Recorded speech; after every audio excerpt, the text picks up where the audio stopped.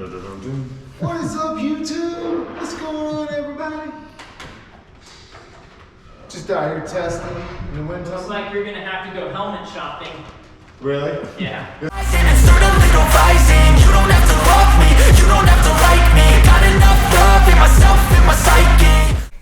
What is up, YouTube? What's going on, everybody? Welcome back to the channel. For those that are new to the channel, I'm Joe Wilson, and I make videos related to triathlon, whether swimming, biking, running. You're going to find all those cool things right here on this channel. And in today's episode, I want to talk to you guys about my experience in the wind tunnel. About a month ago, or a few weeks ago, a buddy of mine and I, Chris, went up to North Carolina to jump into the wind tunnel. A friend of mine, Brian Stover, runs the wind tunnel. And so I'm not going to get into everything that we measured here or how everything was measured, but basically I'm going to give you guys my thoughts on the process as far as the wind tunnel itself. So we drove up there that morning, up to Charlotte from Atlanta, got into the wind tunnel around noon. So they have two buildings. They have a building that they measure all the Ferraris and NASCARs and whatever, and then there's a smaller wind tunnel where they measure bikes and motorcycles. Hell, they even do umbrellas and trash cans. I don't know. Anyway, what they do is they set you up into an initial setup, right? So you get on your bicycle, and I brought my time trial bike. Get on your bike, and then they start these big propellers that go woo, woo, woo, woo, woo, woo. And then you have to pedal, but you can't, the rest of your body has to stay still. And so what they do is they run you at what they say yaw. It's a physics term, but basically, I guess it's a direction, and at least that's what they told me. But they run you at a yaw of 0 degrees, so you're straight on to the wind, and then they measure you at an angle. So I think it was 7 degrees. So the platform starts you this way for about a minute or two. You're pedaling, but you can't move, and then they turn you to the side. You're still pedaling, looking this direction. And then you're pedaling again, looking in this direction. What they do is they get a baseline for you. So I go in with my initial setup, my triathlon bike, my helmet, my glasses, the kit I race in, and my shoes, and they get a baseline. And I think my baseline was about 2.25 or something around there.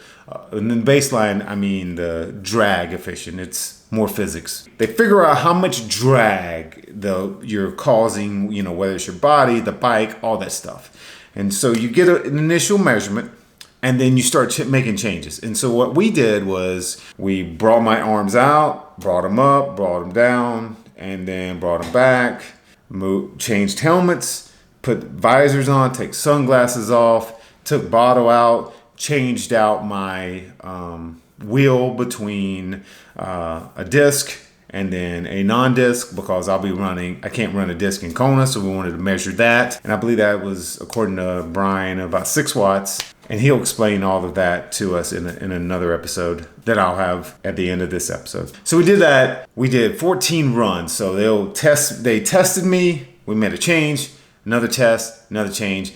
And what's nice about it is because Brian is so experienced with it, we were to make changes pretty fast. And so I only spent probably about an hour and a half in the wind tunnel. And I will be honest with you, it's not cheap. It's not something I would recommend for somebody who's just getting into triathlon.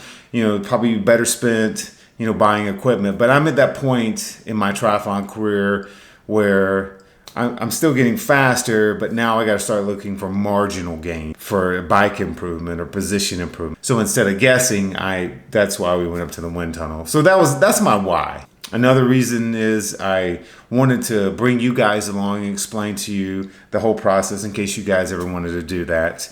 I can put the information for Brian.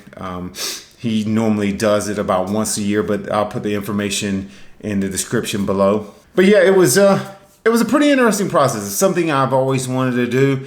It's very neat. It almost felt like you're like in Star Wars, because those fans are just massive.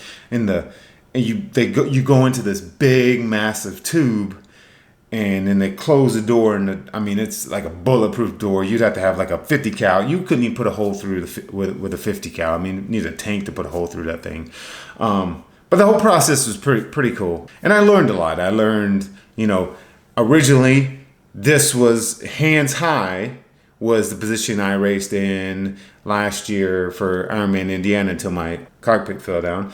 But I was here, and come to find out, this lower and stretched out further is more aerodynamic for me. And another thing I learned from Brian is that it's not so much a matter of how aerodynamic. I mean, you could probably get a super aerodynamic. I mean, he could get me flat like this. The problem is it's being able to maintain a certain power, because you want to be comfortable, you want to be aero, but you also want to be able to generate enough power to, do the race. Another reason is, I want to get faster. Obviously, that's the end goal, to be as fast as you can in triathlon. And part of that is, free speed. Of course, I wouldn't call it free because it was not free and it was not cheap. But, if you can produce fewer watts to go the same speed as a previous race, then in theory, you'll be faster, right?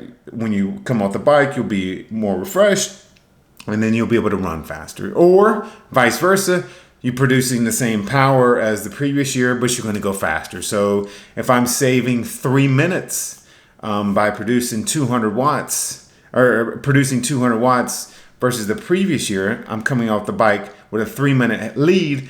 That's the difference between me, between third place at Chattanooga and first or second.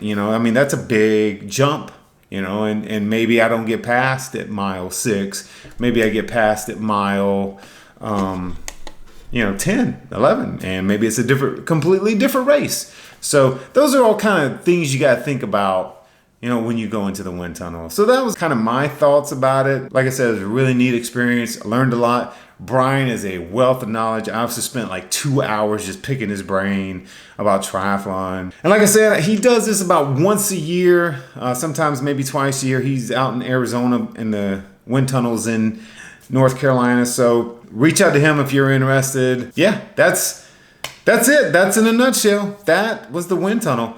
And it was fun. It was so much fun, just being able to find out what helmet I needed. I was able to find out that I needed a different helmet. And like I said, I'll wrap this up with this video, but there's going to be a second one with Brian to kind of go over my results. If you want to post questions or whatnot on this video, and I'll ask him in the next video. So anyway, that's all I got, guys. Thanks for tuning in. Don't forget to like, subscribe, do all those cool things on YouTube if you enjoy the content. And I'll catch you guys in the next video. Peace!